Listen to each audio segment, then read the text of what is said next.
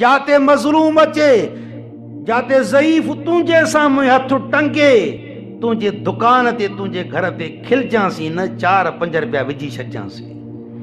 माना आयो त ज़ईफ़ आहे न, उनजे डंडे डोटे न तकजांइ, उनजे बुतरे न तकजांइ, सम्झांसीं ज़ईफ़ आहे, बीमार आहे। इहो इन में ख़ुदा फाल्ट ऐब विधो आहे। जे इनखे ऐब न हुजे हा त डंडो डोटो ॿिए जे साम्हूं हथु काॾूं झले हा, चइबो त बीमार आहे न, चइबो त कमज़ोर आहे न, चइबो त इन में का वीचारे में ऐब ऐं फाल्ट को पिट का पइजी वई आहे न, तंहिं करे खिलजांसीं बि न, टोक बि न कजांसीं। तूं बिस्मिल्लाह करे अलाह जो नालो वठी करे 5, 10, 15 ऐं इहा खिल वरी इहा ख़ुदा खे न वणंदी आहे, खिल ख़ुदा खे न वणंदी आहे, पोइ ख़ुदा उनखां पलो पाण वठंदो आहे। छो त हदीस कुदुसी थी अचे, हदीस कुदुसी, मुंहिंजो क़यामत जे ॾियारे रब चवंदो, ओ बाना जी मुंहिंजा अल्लाह, ओ बाना, रब छा थो चए, मां तोखूं अचे दरवाज़े ते खाधो घुरियो, मूंखे खाधो छो न खारायो हई, रब थो चए।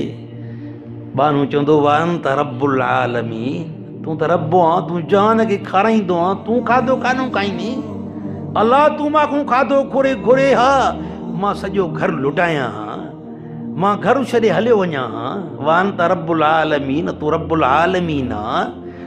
रब फरमाईंदो मुंहिंजो ज़ईफ़ बानो आयो हुई न, जे इनखे खाधो खाराई हा त मां वटि खाधो ज़रूरु लहियां, मां उनजो एवज़ हिते ॾियां, उनखे खाराई ॼणो मूंखे खाराई। ईअं ख़ुदा ॾोरा पारींदो बाने खे, ॾोरा पारींदो त फलाणे, ओ बाना मूंखे पाणी न पीआरियो हुई, इलाज न करायो हुई, फलाणो न कयो हुई, फलाणो न कयो हुई। बानो चवंदो साईं तूं अंत रब्बुल आलमीन, तूं त रब्बुल आलमीन आहे। फरमाईंदो ॿारनि कमज़ोरनि खे ॾे हा न, इहो तूं मां वटि जो लही हा। अलाह ख़ुद दुआ आहे त अलाह सुब्हानो व तआला इन ज़ईफ़नि जी क़दुरदानी करण जी तौफ़ीक़ इनायत फरमाए। ख़ुसूसी जेके न वीचारा मज़ूर हूंदा अथव, हथ पेर कटियल हूंदा अथव, लूला लंगड़ा हूंदा अथव, ख़ुदा जो कसम आहे, इहे अगरि जे हथ न बि टंगनि न, पोइ बि खीसे मूं कढी करे हिनखे पाण वीचारनि खे ॾींदा कयो, बा बिस्मिल्लाह रहमान रहीम, बा वठो अलाह जे नाले ते वठो, उनखे हथ टंगण जी ज़रूरत न पए।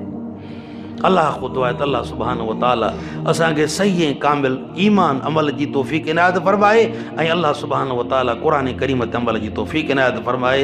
व आख़िर दावाना अल्हम्दुलिल्लाह रब्बिल आलमीन।